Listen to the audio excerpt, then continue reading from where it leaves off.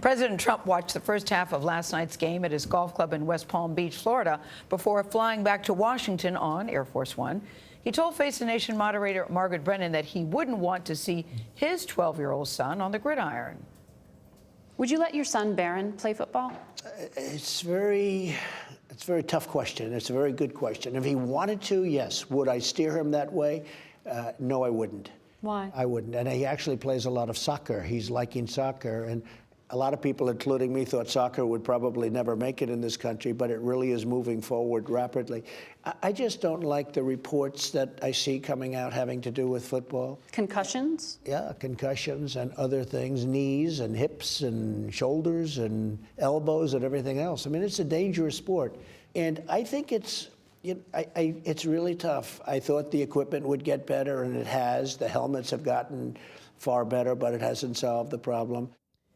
Now, that unusually personal reflection came in an exclusive interview that aired on Face the Nation yesterday. This morning, we have some remarks you haven't seen yet. Margaret asked the president about a potential threat from the Democratic-controlled House of Representatives. Are you prepared for an attempt to impeach you?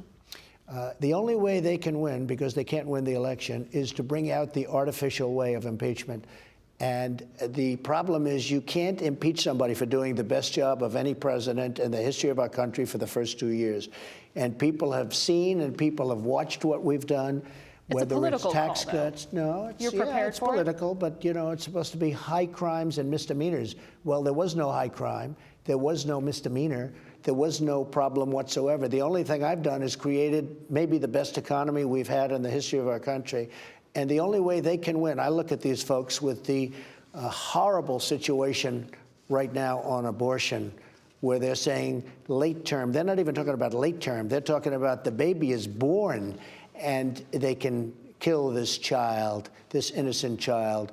What they're doing on abortion, what they're doing on high taxes, what they're doing at the border, what they're doing in so many different ways. They want to cut our military. They want to take our wealth and give it away. They want to tax people, not 70%, it's 100%, because what they want to do, you'd have to quadruple taxes. You wouldn't have enough money anywhere throughout the whole world. You wouldn't have enough money. So if you look at what they're running on, they can't win. So the only way they could possibly beat me, because they're not going to win the election, and they understand that. They understand they cannot win the election. The president also gave a surprising reason for wanting to keep U.S. troops in Iraq. Well, we spent a fortune on building this incredible base.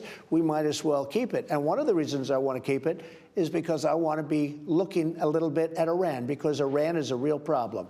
Whoa, that's news. You're keeping troops in Iraq because you want to be able to strike in Iran? No, because I want to be able to watch Iran. All I want to do is be able to watch. We have an unbelievable and expensive military base built in Iraq. It's perfectly situated for looking at all over different parts of the troubled Middle East. Rather than pulling up, and this is what a lot of people don't understand, we're going to keep watching.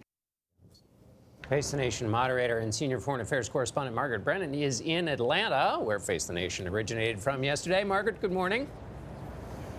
Good morning to you. Quite a long, wide-ranging, great interview. Let me ask you about the way that answer on Iraq and Iran resonated in the region.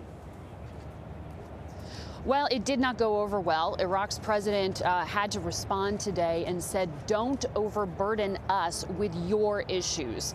Here's what the president did that made it very difficult for our allies to do what we're asking them to. Remember, for U.S. troops to stay in Iraq, we need Baghdad's permission. The 5,000 troops who are already there are at the request of Iraq's leadership to fight ISIS. But President Trump says that fight has already been won.